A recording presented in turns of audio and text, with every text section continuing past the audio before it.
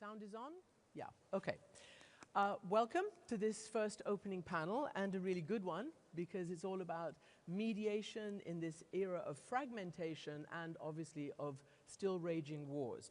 So there's a lot going on, including the latest US national security strategy that's just been released, and we're going to talk about all of this, how it affects all of you and all of this. Can I ask you first, Foreign Minister, since we're here and you're hosting us? You have written that, as a small state, or rather foreign policy right says about you, surrounded by larger powers in a turbulent region, Qatar has long excelled at projecting influence through soft power and cultivating global clout via non-military means. Is that the aim? What's your response to that? Well, I think they should be on, yeah. I think, overall, if you look at the region in general, it's not an easy region. It has like a lot of history that kept this region with very heavy baggage.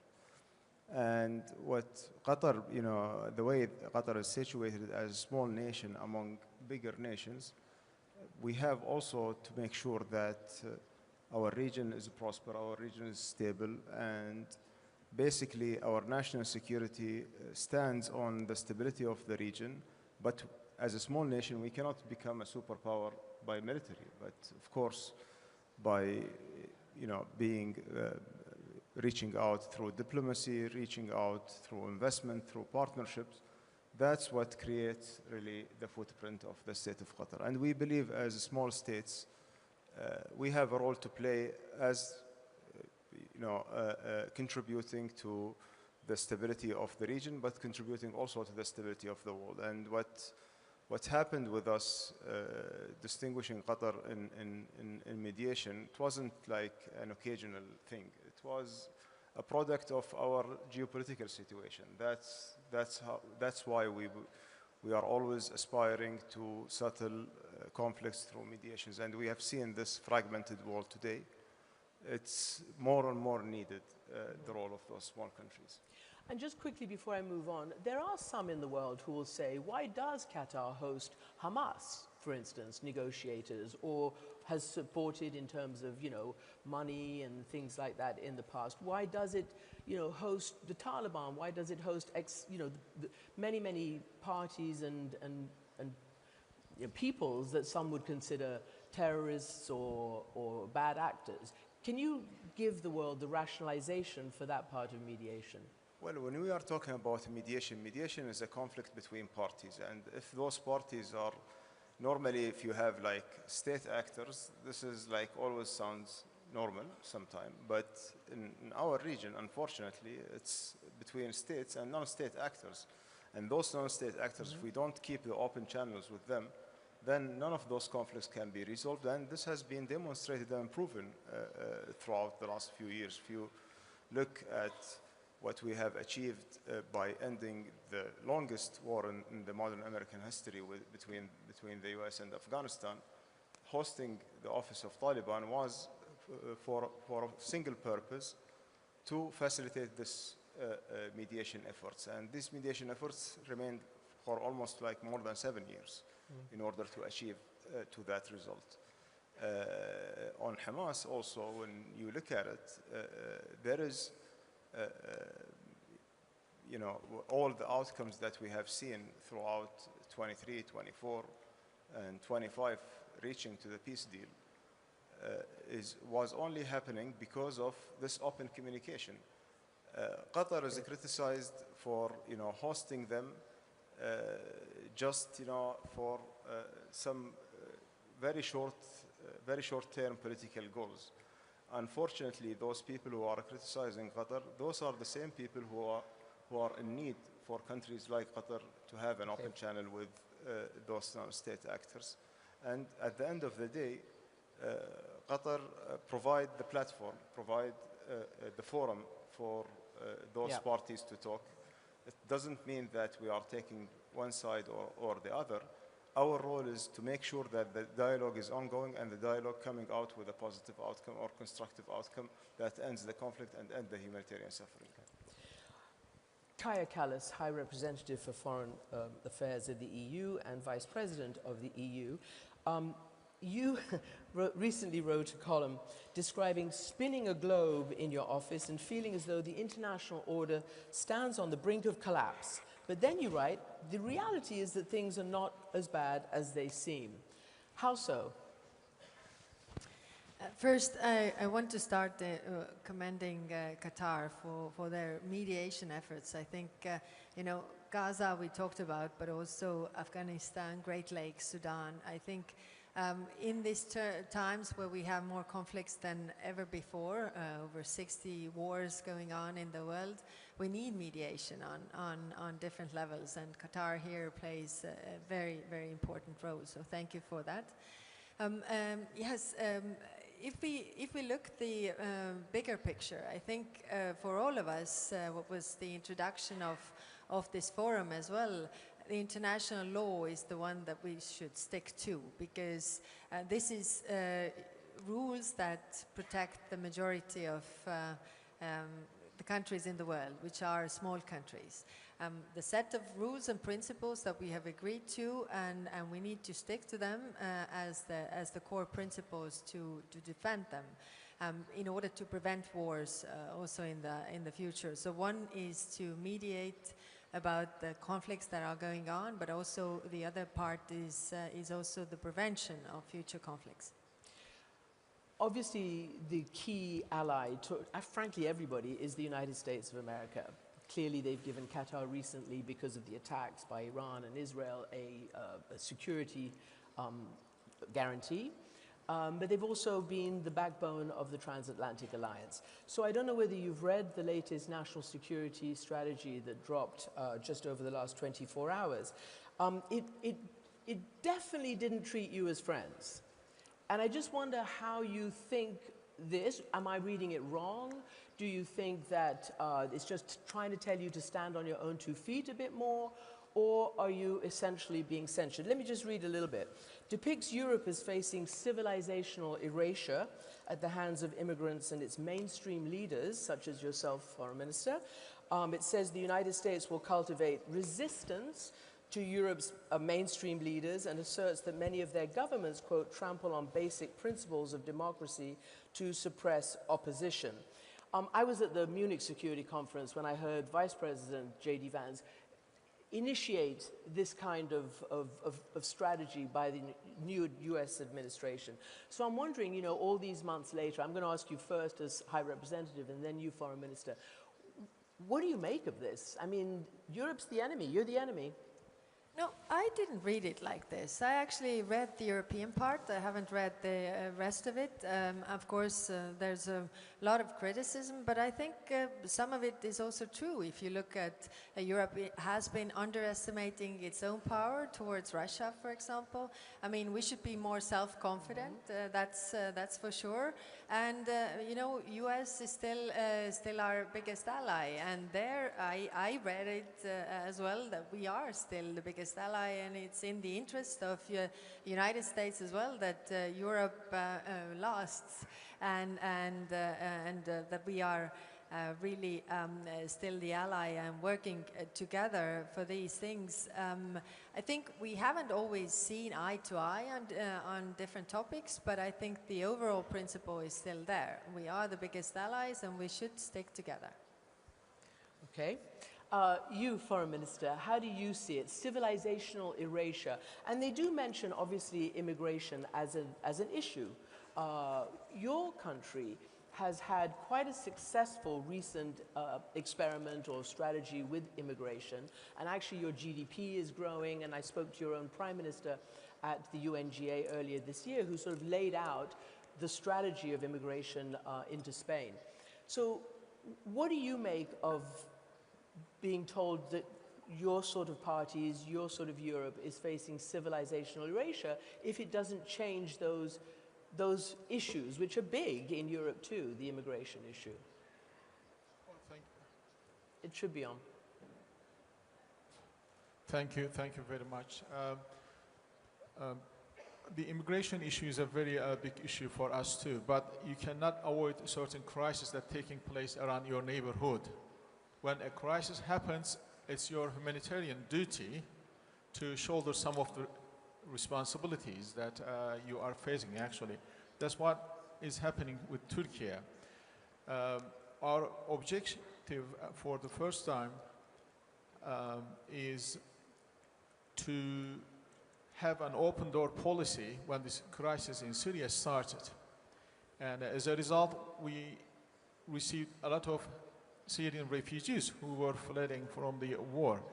But it cost us politically back home, but in the long run, we saw that it really has served the humanitarian objectives. But coming back to the original point here, in our region, unfortunately, we are facing a lot of problems. And in Ukraine, in Gaza, and now, thanks God, things are going quite well in Syria.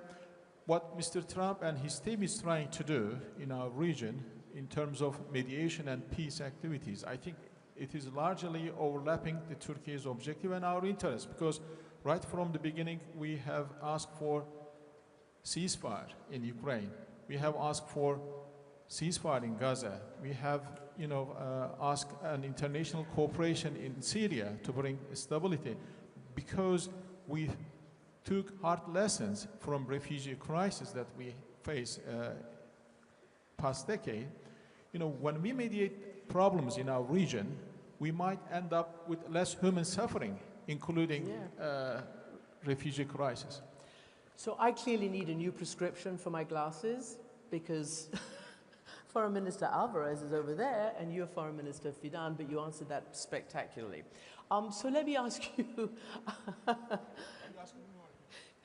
I'm going to ask you now, do you only have one mic between you? There is only one, but we are very good friends. Well, that's Spanish good, and that's good. Turkey, that's so a brilliant we can share it. ingredient for mediation. So let me ask you then, because mediation is hugely important now in a war that threatens Europe. This new strategy describes Russia as an adversary, does not describe Russia as an adversary, but it does say that an expeditious cessation of hostilities in Ukraine is a core interest of the United States. The goal of a peace deal would be to re-establish strategic stability with Russia and to enable Ukraine's survival as a viable state. How do you read that, given the current negotiations that are going on to try and end this war? When you're a European, you are constantly asked for what the President of the United States says or what is the foreign policy of the United States. And I think that what we should really be interested right now in Europe is what we can do in this very challenging moment in world history, in which for some countries, one of them is Russia, war has become a normal tool of foreign policy. It's not the only one. In the Middle East, Israel thinks exactly the same way. We think the opposite. We stick to the UN Charter. We think that war is not a way of settling disputes among people or states, and above all, that a war of aggression cannot have reward. What is at stake right now in Ukraine is, of course, the sovereignty and the territorial integrity of Ukrainian people, which is already huge. We are talking about a democratic state with a democratically elected government. But we are going to design with whatever peace will come one day, and I'm sure that there is a future in peace for the Ukrainian people. We are to design the future security scheme of Europe and also of the world. If a war of aggression has a reward, tomorrow's war, and certainly tomorrow's Europe, is going to be more unstable. Mm-hmm. No one will be out of the risk of waking up and realizing that a strong neighbor wants a part of its sovereignty or of its territorial integrity. So we welcome the efforts of peace of the President of the United States. We think it's good. We have been asking for peace since the very beginning. If it was up to us, the Europeans, or to the Ukrainians, this war would have not started. We want peace. We just want to make sure that it's a just and lasting peace. Just and lasting peace means that there is no reward for the aggression. that there is a sovereign Ukraine that can take its own decision, including which international organization is a part of, and that at the end, that peace is stick to the United Nations Charter. Can I quickly ask you while I have you here? The US is pretty angry at Spain because you have refused point blank to raise your military spending to 5% of your GDP. I asked your Prime Minister about it and he had all sorts of reasons. Can you explain where you, as Spain, as a southern European nation, where do you see your biggest threat? And is it not Russia? Why would you not raise your GDP? We acknowledge that Russia is right now, by far, the largest threat to European security. There is a war of aggression going on European soil. There are other threats that come also from the south, and we have great partners from Mauritania to Jordan.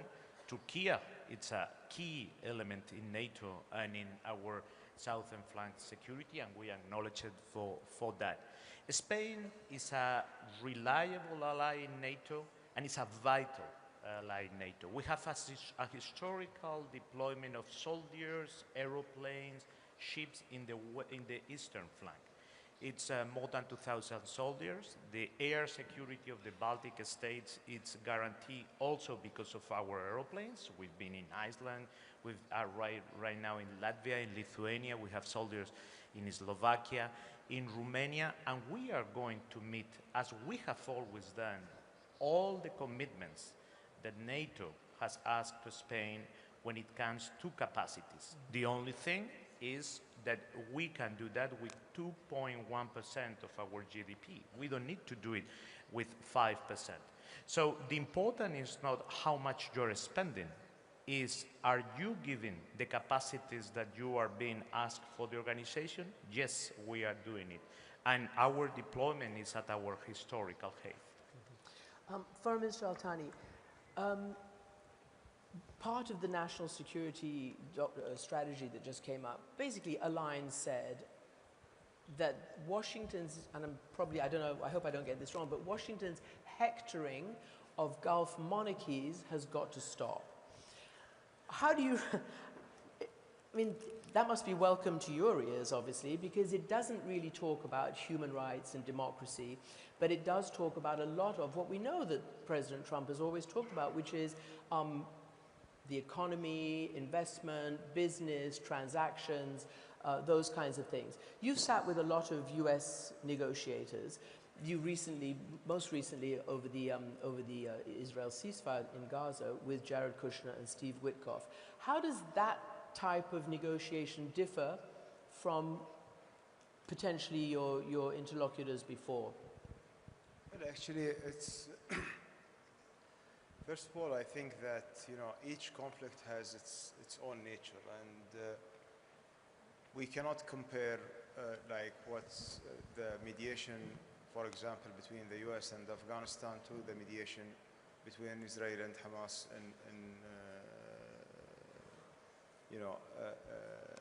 that happened recently. And basically, what we have seen as a challenge in the recent mediation in Gaza was that there were only the U.S. as part of mediation. They were only talking to one party, which is the Israelis.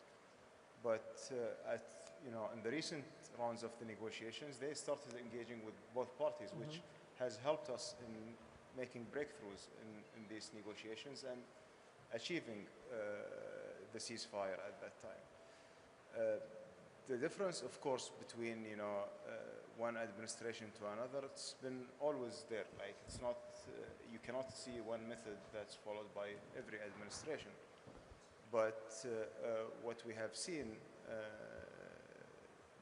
throughout the mediation process is an engagement and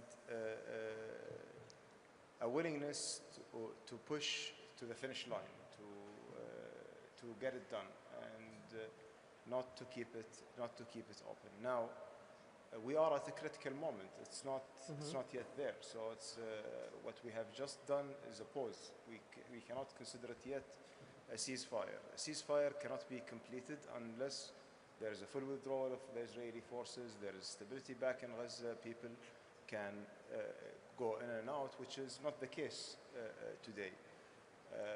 Right now, us as Qatar, Turkey, Egypt, together with the United States, we are getting together in order to force the way forward for the next phase. And this next phase is just also temporary from our perspective, because at the end of the day, if we are looking at, if we are just resolving what happened in Gaza, the catastrophe that happened in the last 2 years, it's not enough, because there is a root for this conflict, and this conflict is not only about Gaza, it's about the West Bank, it's about the rights of the Palestinians for their states. So we are hoping that we can work together with the US administration to achieve this vision at the end of the day. It's not easy, it will have a lot of challenges, it will face a lot of attacks, but we will keep pushing in order to find, at the end of the day, a long-lasting solution that provides justice for both people. In the ceasefire agreement and in the 20-point plan for Israel-Gaza, there was an indication that there would be an effort to move towards a Palestinian state. For the second time this year, the Israeli Knesset basically, well, they don't want that to happen, and actually Prime Minister Netanyahu and his far-right allies boycotted a vote that was to move the phases along because of the reference in the plan to the two-state solution. When you're talking about mediation, how do you get beyond that kind of ideology? How do you get beyond the hard, liners who don't want even what President Trump has put forward? Well, actually, here where the enforcement is needed, because one of the lessons learned that we have seen and experienced throughout the last 2 years, that if accountability is absent and enforcement is absent, things can just keep going, and we remain hostage in the hands of the extremists, and that's what we want to avoid. And we have seen that the efforts that all of us, we put together in order to reach to the ceasefire that we have achieved this year, needed for the next phase, which is the stabilization, and then the third phase, which is the Palestinian state. If this extremist agenda will just overshadow all our efforts as an international community, then everyone is recognizing that there is something wrong with the structure that we are working through. And I believe that U.S. role is key in this, because U.S. has the enforcement part of that in order to put this conflict on the right track for a resolution. Foreign Minister Fidan, I want to ask you about this, because it's also about a stabilization force. The UN Security Council, I think for the first time in my memory, well, recent memory, with consensus and unanimity, voted for the Trump peace plan. One of the main objectives early on is a stabilization force. What can you tell us about how that's going to get beyond the blocks? I mean, first of all, Hamas is still not demilitarized, and there is a de facto partition inside Gaza, the so-called yellow line. And as we've seen and we've heard from Foreign Minister, there's no movement towards this second phase. I mean, is Turkey willing to put troops on the ground for a stabilization force? Would that be acceptable to any party? Well, first of all, Turkey is ready and willing to do whatever it takes for us to contribute to the ongoing peace efforts that everybody is collectively contributing. And in terms of ISF, still there is a big discussion taking place, how to form and what are the specific mission statements and what will be the rules of engagements. I think when we define the mission of ISF, we should be realistic and nuanced in expecting certain things from ISF, because there are realities in the field. And I think our first objective in deploying ISF should be is to separate Palestinians from the Israelis on borderline. This should be our main objective. Then we can address the other remaining issues. And whatever ISF is going to do is also be supplemented by other entities like the police force that is going to be vetted and trained. And then also we will have a Palestinian local administration. And then we will have a peace board. Now all these organs supposedly will work together in a synchronized manner. When we have this system more or less in place, I think we can be much more realistic in expecting from ISF. But as I said, there is a big challenge for ISF either, because the formation of the ISF, which countries will be contributing, this is a big question now, and what will be the command structure, what will be the logistics. Thousands of detailed questions are in place, but this is up to our military commanders. But then what will be the first mission? I think once we deploy ISF, the rest will come. Once you deploy yourself, that's the key. I'll come back to you, Kallas, but I want to ask you as Foreign Minister, I guess one of the questions is, you were one of the first countries, along with Ireland and Norway, to recognize a Palestinian state. And there was a whole load of brouhaha in the world saying that this would just reward terrorism, that it wouldn't advance, the peaceful resolution of all of this. And I wonder whether you think that gave your countries leverage in this process or not, because right now, as you know, there is a massive crackdown by the Israeli forces and settlers backed by the Israeli state against Palestinians in the West Bank, as well as the unresolved issues in Gaza. I mean, people, as you've seen, still living in the rubble, aid still not going in sufficient quantities, and no movement towards the second phase, as far as we can gather. So tell me, and I'm talking about mediation and leverage now, what leverage do you think your declaration, which was then amplified at the UN by many more countries, what did that do? It's very clear that to work for peace, and in the Middle East, peace means the two-state solution with a real and viable Palestinian state living in good neighborhood with the Israeli state, gives you leverage. Working for peace always gives you leverage.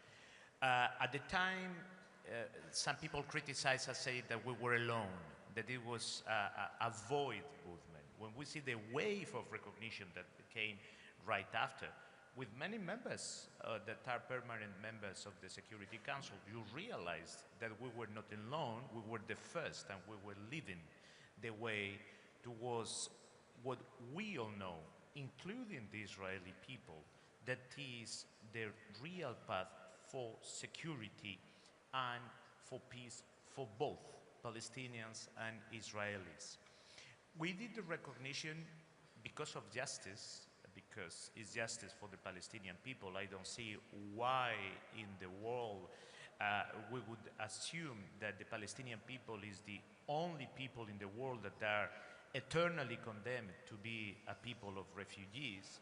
We did it because of peace, because we will never accept that the only way to relate between Palestinians and Israelis or among people in the Middle East is through violence. Why we Europeans could create the European Union, and instead of making war with your neighbor, and it was the border was almost a curse for us in Europe, and we turned it into cooperation. Why it couldn't be the same thing in the Middle East? We are also in favor of normalization of relation of the Arab countries with Israel. And we did it also because of pure humanity. When you see 70,000 Palestinians being killed in front of your eyes, in front of your TV screen, children's babies, and when you believe in the United Nations Charter, in the principles and values that founded the European Union, you cannot be moved. You have to do something. On Wednesday in Madrid, we are going to receive Mahmoud Abbas, and we are going to convey the same message. It's time to work to put in place a real Palestinian state. And that means the West Bank and Gaza under one single Palestinian authority. We have to stop the violence of those settlers that is really out of way. And we have to stop all those illegal settlements that are spreading. We have to go for reconstruction in Gaza. And the day we will have one single Palestinian Authority that will control the West Bank and Gaza connected by a corridor with an exit to the sea and its capital in East Jerusalem, living in good neighborhood with Israel, I think that day we will have achieved what Europe stands for, and it's peace and the respect of international law and international humanitarian law.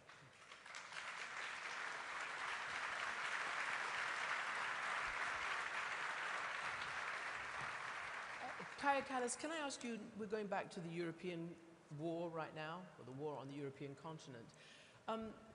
The 28-point plan that President Trump put forth a couple of weekends ago was vigorously amended or discussed by Europe and Ukraine. On the other hand, would you agree that Europe has not put a peace plan forward for Ukraine, that this process by the United States is the first actual time, and you've just said that you've been calling for peace and this and that. That's one question, but it's related to leverage. Military commanders tell me that in times of war, either superior military might will end a war, which it hasn't here, or actually, you know, even between Israel and Palestine, or the parties have to come to some kind of, be forced to the table. There has to be enough pain on whichever one, both, to come to the table. Give me your responses. First, I actually wanted to build on something that His Excellency said about accountability, justice, and the peace lasting.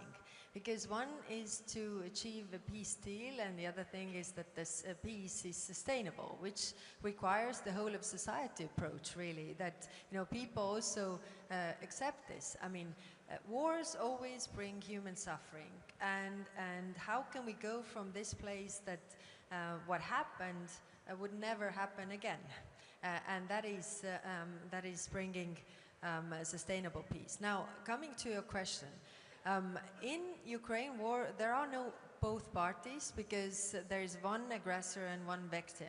And that's why, you know, if we want to have a sustainable peace, a long-lasting peace, we should make sure that the concessions are on the aggressor's side, that the aggression does not pay off, it's not rewarded. If we look at the last 100 years, Russia has attacked 19 countries, some as many as 3 or 4 times. None of these countries has ever attacked Russia. So putting limitations and stress on Ukraine actually does not bring us long-lasting peace. Okay, we give security guarantees to Ukraine, it will end there, but it will start somewhere else, because the problem is the Russian military. Their army is extremely large, their military budget is enormous, and they will want to use it again. If not on Ukraine, then somewhere else. So focusing on really, you know, putting the pressure on the aggressor, like Jose Manuel said, you know, if aggression is rewarded, we will see it happen again. And not only in Ukraine or Gaza, but all around the world, because aggression really pays off. That's why we have so many wars nowadays going on, that the international law is really under heavy fire. Okay, but the question really is, what is the leverage that you have? Because if the US is pulling back, which it is, in terms of making you step up and fill that gap militarily, yes, clearly Putin doesn't feel any leverage right now. We have leverage, and that is economic leverage. I mean, wars also end when the aggressor runs out of money to fund this war. And that's why, yes, we see the economy is not doing well. I mean, if you look at the indicators like the interest rate of the central bank, you see that their national fund is almost completely depleted. They don't have the same revenues from oil and gas due to the sanctions, and also, you know, the sanctions on Shadow Fleet are hitting them hard. Now we have the discussions of using the Russian frozen assets for the reparation where's loan. that going to end? Because Belgium says no, no. Well, no. we are 27 democracies. It always takes time to get to results, but the discussions are ongoing. The proposal is now on the table. Why is it so important? To really show that it doesn't pay off. And you know, there are examples from the history, from this part of the world. I mean, when Iraq invaded Kuwait, it was exactly the same case. I mean, if you look at the speeches... No, there was a military confrontation. I but covered then, it. America yes, got but then 500,000 the troops difference was it wasn't the UN Security Council member who was doing the aggression, and that's why the international response was very clear. But the case is exactly the same, and there we actually defended the international law, all of us together. So my point being that wars end when aggressors run out of money. By the way, Russia ended the war in Afghanistan when they ran out of money to finance this war. So they want us to believe that, you know, they're doing fine, nothing to see here, we can outlast you. It's not really true if you and by the way, in that national security paper that you were talking about, there is that, you know, Americans are saying that Europe has a huge leverage, regarding Russia. So we shouldn't also underestimate our own power and overestimate Russia's strength. Except often from America we hear that Ukraine has no cards, that Russia thinks it's going to win. I mean, what does that do in terms of building leverage for the person you said, or the state you say needs to be defended, which is the victim? Well, first of all, we should understand, and really, I mean, we have so many examples from the Russian negotiation tactic. I mean, this is the way they operate always. Present demands, like totally absurd demands. Like right now, they are demanding territories that they haven't been able to conquer militarily in 11 years. If you think back to 2014. So they're demanding this. Then the second is like present threats, ultimatums, which they are doing as well. And then, third level is that there will always be people in the West who will offer you something that you didn't have before. So you walk away with more than you had. We have seen this many, many times, and always it brings more war.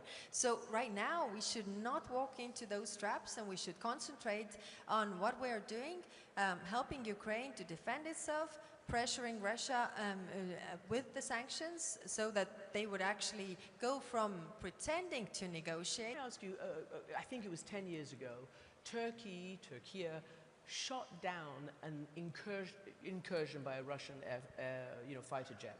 And it was fine. The rules of the world were established. You said don't come into our airspace. They did. You shot them down. Boom, that was the end of that.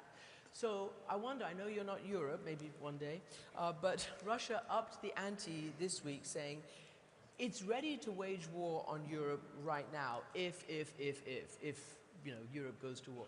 How do you see that, and what do you think Europe should be doing to force Putin to a reasonable negotiating position?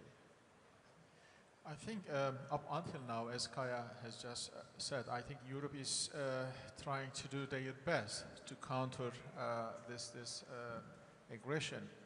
On the other hand, they have started partnering with the United States.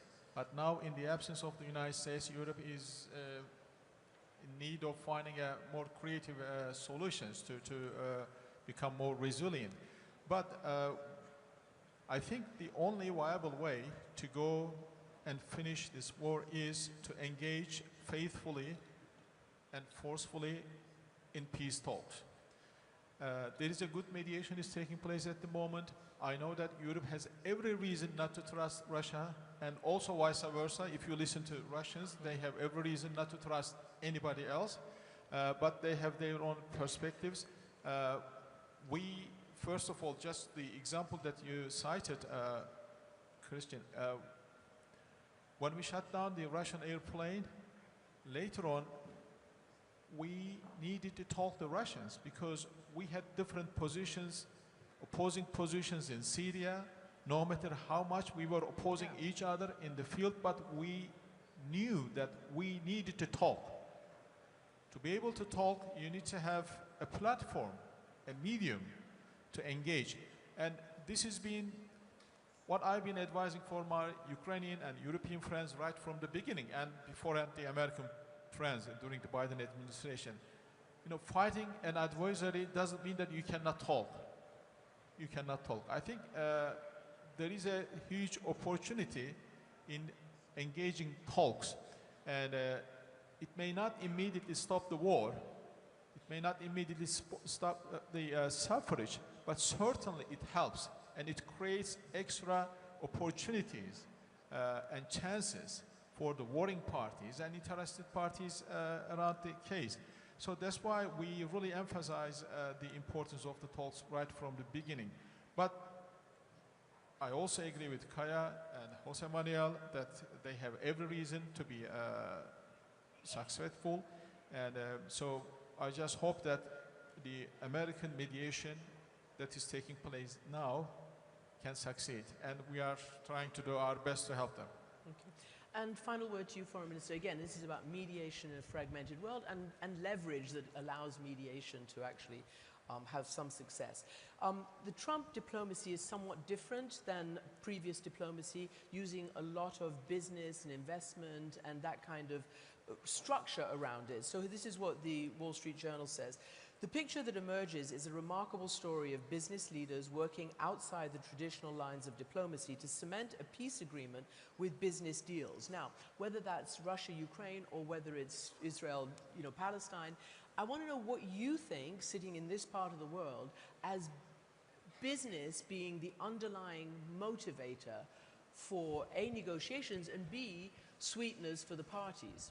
Well, I think, whenever we embark in any mediation efforts, we need to look at the destination that we are going to. In order to create a condition for a peace and coexistence, you need to show them the prosperity, you need to show them what can be built if you are building on your common interest. And trying to widen the foundation of the common interest between the parties is a key a key factor in order to achieve a successful mediation. Using the economic instruments in diplomacy is a very important thing, because basically when you have a lot at stake that you will lose if you will embark into any conflict with your neighbor or from within, then you will think about it twice. And I think that this is a very intelligent way in order to structure mediation around interests, around common interests between the countries, between the parties of the conflicts, and supporting it by mediators, by other international actors. I believe this is our modern world today. Every country in need for economic support, economic prosperity. And I believe, putting our efforts together in order to achieve peace from that angle is a very important instrument. One last question to the European at the table, lots of, but just usually it's values, it's international law. What do you think of this new kind of diplomacy and war? We are in a crucial moment right now in what we call in diplomacy world order. There is a change. So anyone or anything that can help to bring peace, mediation for instance, what Qatar does, it's amazing and we really commend it. It will always be welcome. We need traditional diplomacy, but if there are other ways that can bring people together, help each other to understand better, welcome. Okay. But we must make sure that we are always talking about peace that are lasting, that are just, that are for the good cause. Okay.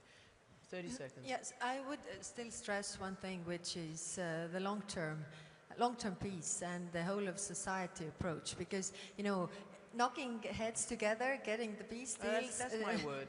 Yes, Yeah. but I'm taking from that. Means that you can get deals, but you know it has to be also accepted by the society. I mean, we saw in Colombia there was a peace deal, but people rejected it. And by the way, you know, there was recent study about the peace, different peace talks. If women are around the table, then the peace agreements actually last 35% more than those where women are not at the table. Clearly, I'm going to clap to that. So it's a great way to end. Foreign ministers, High Representative, thank you so much for this discussion. Thank you. Thank you. It's really nice to see you. Thank you so much. Thank you. Thank you, and thank you. Thank you. Thank you. What do you think is going to happen in Syria?